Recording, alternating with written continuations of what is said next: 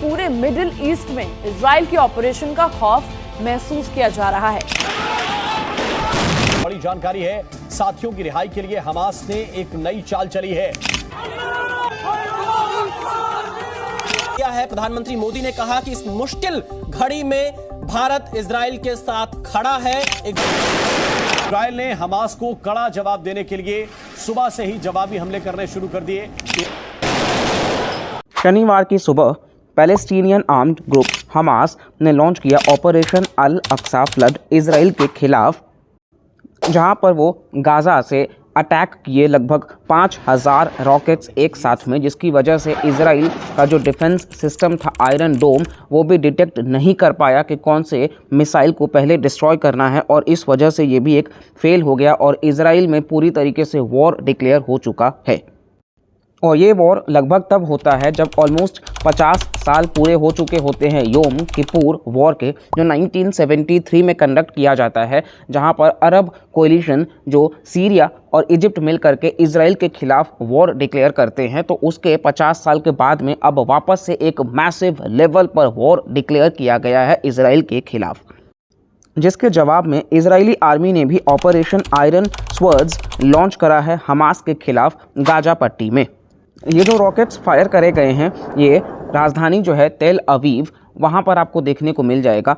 और इसी के साथ साथ में हमास ने फाइटर्स भी भेजे हैं सर्दर्न इजराइल में। इसी के साथ साथ में आप देखोगे तो इजरायली मीडिया ने भी दिखाया है कि किस प्रकार से एक ओपन गन फायर किया जा रहा है पैसेंजर्स के ऊपर, और सोशल मीडिया में दिखाया गया है कि किस प्रकार से सड़कों पर उनके जीप उतारे गए हैं और वो फ्रीली रोम कर रहे हैं। यहाँ तक कि इजराइल की महिलाओं के लिए भी ये सुरक्षा का सबसे बड़ा चिंता बन चुका है। साथ साथ में कुछ नेपाली लोगों को भी पकड़ा गया है। भारत सरकार ने भी यहाँ अपने लोगों के लिए गाइडलाइंस जारी कर दिया है। अगर हम दोनों ही साइड्स के कैजुअलिटीज़ की बात कर लें तो अब तक में आप देखोगे 200 पैलेस्टीनियंस से ज़्यादा की मौत हो चुकी है और 1000 से ज़्यादा वुंडेड हैं। वहीं अगर आप इजरायलीज़ को भी आप देखोगे तो 200 से ज़्यादा उनकी भी मृत्यु हो चुकी है और 750 से ज़्यादा वुंडेड हैं, और ये डेटा लगातार बढ़ रहा है। तो हो सकता है कि जब तक आप इस वीडियो को देखें ये फिगर्स और ज़्यादा बढ़ चुके हों। अब अगर आप गाज़ा स्ट्रिप की बात कर लो तो 2008 के बाद से इजराइल ने लगभग 4 वॉर लड़े हैं पैलेस्टीनियन टेरिटरी के ऊपर, जहां पर थाउजेंड्स ऑफ लोगों को मारा गया है, लगभग सिविलियंस को। और गाज़ा स्ट्रिप में पॉपुलेशन जो है वो 2.2 मिलियन लोग रहते हैं, जो कि one of the most densely populated areas है विश्व में। और इसके रिस्पांस में Israeli prime minister Benjamin Netanyahu ने कहा है कि उनकी कंट्री जो है वो वॉर के लिए रेडी है और वो इस युद्ध को जीत करके भी दिखाएंगे। तो अब तक के इंटरनेशनल रिएक्शंस क्या रहे हैं, तो आप यूएस को देखोगे तो वो इजराइल के साथ खड़े नज़र आएंगे। वहीं यूरोपियन यूनियन ने भी सॉलिडारिटी दिखाया है इजराइल के साथ में। फ्रेंच फॉरेन मिनिस्ट्री ने भी पूरी तरीके से कंडेम किया है इसको और कहा है कि वो इजराइल के साथ पूरी तरीके से हैं। वहीं यूके भी कहीं ना कहीं इस अटैक से काफ़ी सरप्राइज रहा है और उन्होंने कंडेम किया है इस हमले को, और साथ साथ में उन्होंने भी साथ निभाया है इजराइल का।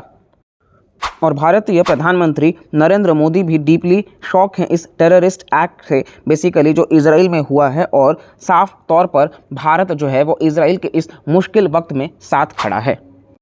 वहीं इजराइल के तरफ में आप देखोगे तो उनके अगेंस्ट में ईरान जो है वो पूरी तरीके से है, और साथ साथ में लेबानन का एक ग्रुप है हिजबुल्लाह। तो वो ये दोनों ऐसे हैं जो बेसिकली पैलेस्टाइन के साथ खड़े आपको मिलेंगे। अब तक अगर आप देखोगे इजराइल और पैलेस्टाइन में जब कॉन्फ्लिक्ट हुआ है तो ह्यूमन लॉसेस में 2008 से 2023 में तो पैलेस्टाइन से 6407 लोगों की मृत्यु हो चुकी है, वहीं इजराइल से महज 308 लोगों की जानें गई हैं।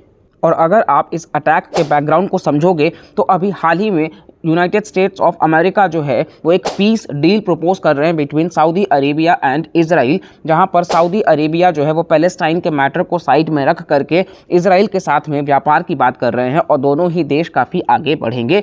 जहां पर सऊदी अरेबिया ने नेटो जैसी सुविधा यूएस को कही कि वो प्रदान करें सऊदी को भी, ताकि उनकी सुरक्षा हो सके किसी भी सिचुएशन में। और खुद बेंजामिन नेतन्याहू ने इसको अब्राहम अकॉर्ड्स से भी बड़ा बताया था। और दोनों ही कंट्रीज़ जो अपने आप में काफ़ी अगेंस्ट है, क्योंकि आप देखो कि इजराइल जो है वो ज्यूज़ के लिए जाना जाता है, वहीं आप सऊदी अरेबिया जो है वो देख सकते हो कि इस्लामिक कंट्रीज़ को रिप्रेजेंट करता है, जो कंट्रीज़ कहीं ना कहीं इजराइल को एक इंडिपेंडेंट नेशन शुरू से नहीं मानते आए हैं। तो इस वजह से ये अपने आप में बहुत ही बड़ा हिस्टोरिक डील होता तो कहीं ना कहीं ये ठंडे बस्ते में जा सकता है।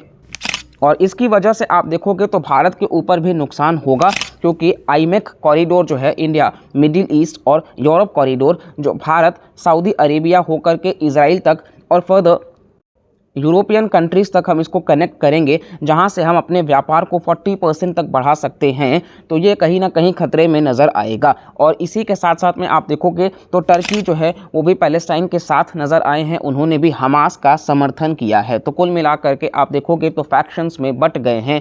यहाँ अगर सऊदी अरेबिया आगे बढ़ता तो कहीं ना कहीं बहुत सारे मुस्लिम कंट्रीज़ जैसे कि आप मलेशिया या इंडोनेशिया को भी देखते कि वो इनके साथ में होते। हालांकि भारत और इजराइल दोनों बहुत ही अच्छे दोस्त हैं और भारत हमेशा से न्यूट्रल पॉलिसी लेकर के चला है, और इस वजह से आप देखोगे तो हम इन रिश्तों को बैलेंस करते आए हैं। दोनों ही कंट्रीज़ यूएन में भारत का परमानेंट सीट को समर्थन देते हैं, लेकिन इजराइल के साथ हमारे बहुत अच्छे रिलेशंस हैं। फिर चाहे वो हम डिफेंस की बात कर ले, चाहे वो एग्रीकल्चर की हम बात कर ले, जल के इस्तेमाल को किस प्रकार से डीसैलिनाइजेशन टेक्निक से हम पानी को बना सकते हैं प्योर, तो इन सभी टेक्नोलॉजी में इजराइल जो है वो बहुत ही ज़्यादा मदद कर रहा है। इवन इजराइल पीओके तक में कहीं ना कहीं किस प्रकार से हम पाकिस्तान से ले सकते हैं, यहाँ पर भी एक बहुत ही बड़ा गेम चेंजर कंट्री है। तो इस वजह से भारत जो है वो इजराइल के साथ ज़रूर खड़ा हुआ नज़र आएगा। तो चलिए इजराइल और पैलेस्टाइन के थोड़ा सा कॉन्फ्लिक्ट के बारे में जान लेते हैं हिस्ट्री के कंटेक्स्ट से। तो जब ओटोमन एम्पायर हार चुका था वर्ल्ड वॉर 1 में, तो ब्रिटेन कंट्रोल पा लेता है पैलेस्टाइन का, जो कि ज़्यादातर जीविश वहाँ पे माइनॉरिटी होते हैं और अरब मेजॉरिटी में होते हैं। उसी के साथ साथ में इंटरनेशनल कम्युनिटी जो है वो ब्रिटेन को एक काम देते हैं कि वो क्रिएट करे ज्यूविश होमलैंड पैलेस्टाइन में, और जिसकी वजह से टेंशन्स हो जाता है दोनों ही ग्रुप्स में। फिर 1920 से 1940 तक में जो नंबर ऑफ ज्यूज़ इमिग्रेंट्स हैं पैलेस्टाइन में वो काफ़ी तेज़ी से बढ़े, और ज्यूज़ अब यूरोप से पर्सिक्यूट करके आ रहे थे अपने एक होमलैंड में, ताकि वो इस होलोकॉस्ट को बचा सकें।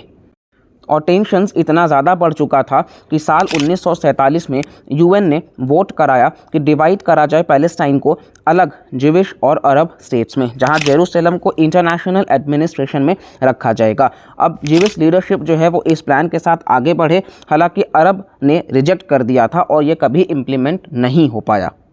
और 1948 में अंग्रेज इस चीज़ को नाकामयाब होने के वजह से वो छोड़ करके निकल जाते हैं, और ज्यूस लीडर्स जो हैं वो प्रोक्लेम कर लेते हैं इजराइल एक नए देश का फाउंडेशन। और कई सारे पैलेस्टीनियंस जो हैं वो ऑब्जेक्ट करते हैं, और एक वॉर होता है जहाँ पे जो पड़ोसी अरब कंट्रीज़ हैं वो भी इंटरवीन करते हैं मिलिट्री फोर्स के साथ में, लेकिन कहीं ना कहीं पैलेस्टीनियंस जो हैं वो भाग जाते हैं, जिसको वो एक कैटास्ट्रोफे भी बताते हैं। 1987 में आप देखोगे हमास, जो कि एक एक्रोनिम है फॉर हरकत अल मुकव्वमा अल इस्लामिया, ये एक इस्लामिक रेजिस्टेंस मूवमेंट है जो कि एक पॉलिटिकल ग्रुप है मिलिट्री कैपेबिलिटीज़ के साथ में। इसको लॉन्च किया गया था पैलेस्टीनियन क्लेरिक के द्वारा, जिनका नाम शेख अहमद यासीन है, और ये एक पॉलिटिकल आर्म थे मुस्लिम ब्रदरहुड के, जो कि एक सुन्नी इस्लामिस्ट ऑर्गेनाइजेशन से जुड़ा हुआ है। और ये हमास जो है वो आपको गाजा स्ट्रिप में देखने को मिल जाएंगे, जो ज़्यादातर इजराइल के अगेंस्ट में ही कहीं ना कहीं हमला करते हैं, क्योंकि वो इजराइल एक इंडिपेंडेंट नेशन को सपोर्ट नहीं करते हैं, और वो चाहते हैं कि इस्लामिक को वापस से रिवाइव किया जा सके। और वहीं आप देखोगे फतह भी एक इंटरनेशनल टेररिस्ट ऑर्गेनाइजेशन ही है, जो कहीं ना कहीं आपको वेस्ट बैंक वाले रीजन में देखने को मिल जाएगा। तो अभी के इस वॉर के लिए तो इजराइल प्रिपेयर्ड नहीं था, लेकिन अब क्योंकि वॉर हो चुका है और नेतन्याहू भी तैयार हैं, तो आप देखोगे कि जो पैलेस्टाइन ऑलरेडी मैप में बहुत ही ज़्यादा सिकुड़ चुका है 1967 के बाद से, अब कहीं ना कहीं कम्प्लीटली वो गायब भी हो सकता है। और आपको देखने को मिल जाएगा कि ये बहुत ही बड़ा जियोपॉलिटिकल इवेंट है। तो कहीं ना कहीं बहुत सारे अपडेट्स होंगे जो हम कहीं ना कहीं अपने चैनल पर वीडियोज़ के फॉर्म में लेकर के आएंगे। इस वीडियो को अगर आपने पूरा देखा है और अगर आपको वैल्यू मिला है तो प्लीज़ लाइक करिएगा, चैनल को सब्सक्राइब करिएगा, कमेंट भी करके ज़रूर बताइएगा, और मैक्सिमम लोगों तक वीडियो को शेयर करिए, और हमारे चैनल को भी सब्सक्राइब करके रखिए, ताकि हम ऐसे ही कंटेंट आप तक लेकर के आ सके। तो चलिए मिलते हैं अगले वीडियो में, तब तक के लिए bye bye, take care and जय हिंद।